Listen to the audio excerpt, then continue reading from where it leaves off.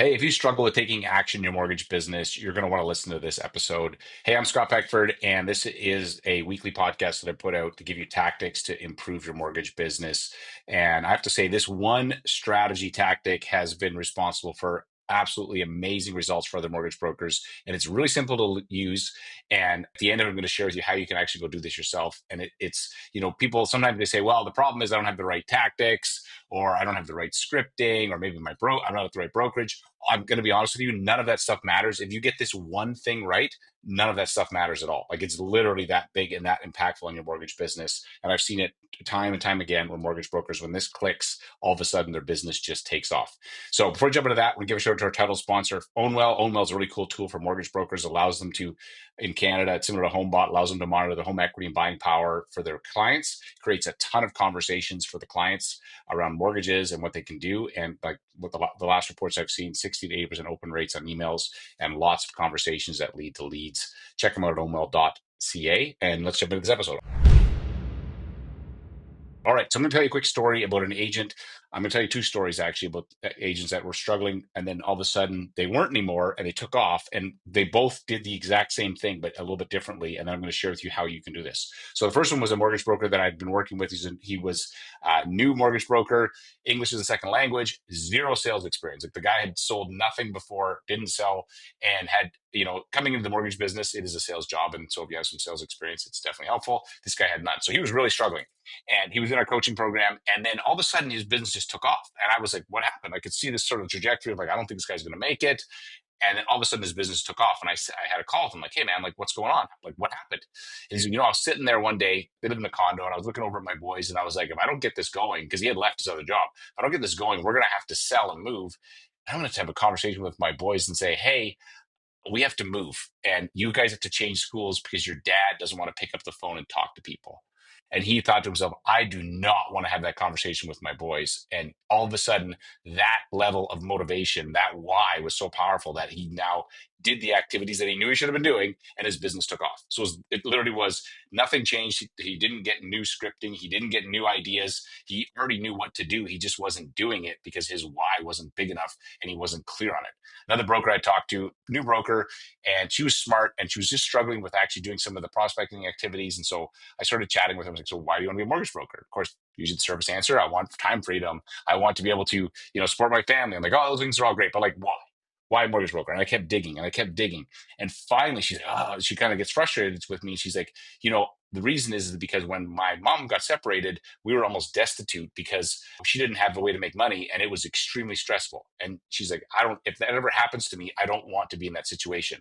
And I was like, oh, now you've got you've got something that actually matters to you. I said to her, look, what you do is you take a picture, put it of your boys, put them up on your computer, and whenever you don't feel like picking up the phone, you look at them and go, I'm not going to do to them. I'm not going to let this happen to them what happened to me.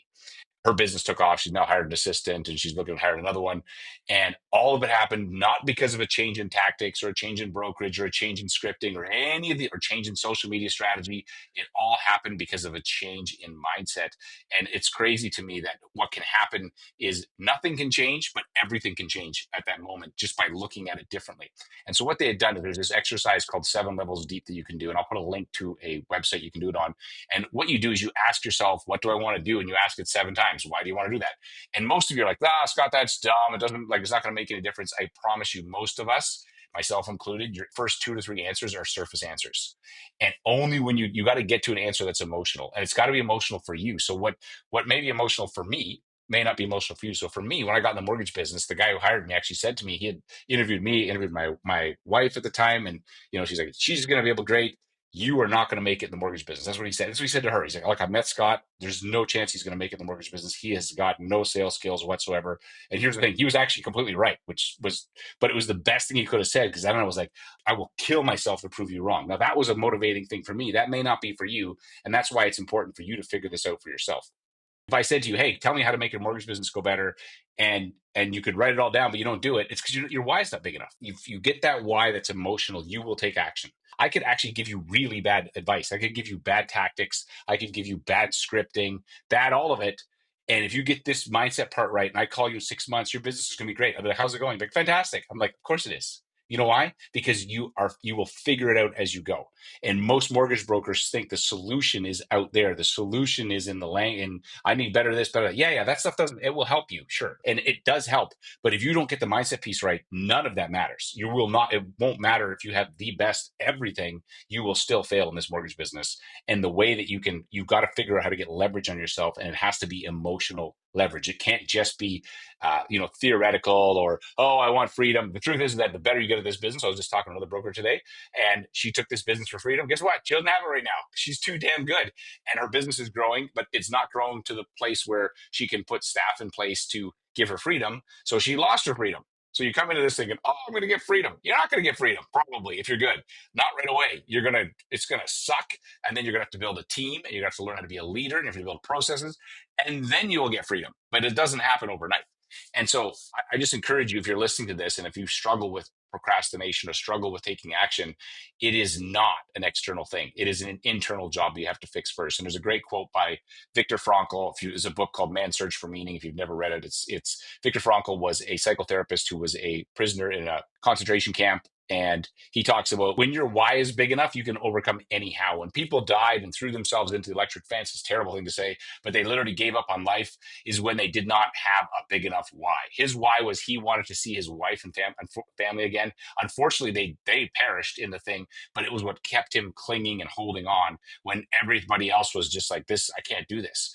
And so that is some deep stuff, man. And I'm not saying that it does not guarantee, here's the thing, it does not guarantee success, but it is as close to as guarantees you can get. Is that if you can get this down, it will transform the way you show up. It will transform your business. It will transform your relationships. It will transform all of it, but it is not external. Your solution is not external. What you need to do is make the mindset shift and then watch what happens. But I've seen this happen. I got other stories of this again and again and again. It's just time after time.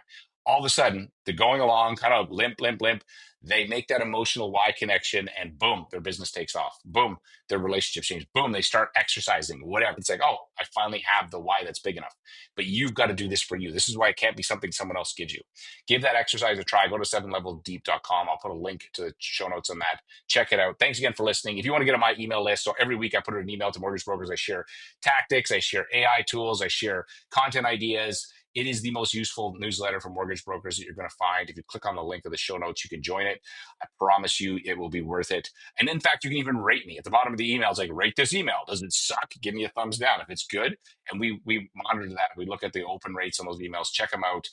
Our whole goal there is to give you tons and tons of value. Check that out. Thanks again for listening. I'm Scott Beckford. And as I always say, there's no problem in your mortgage business that someone else hasn't already solved. The problem is who's got the answer.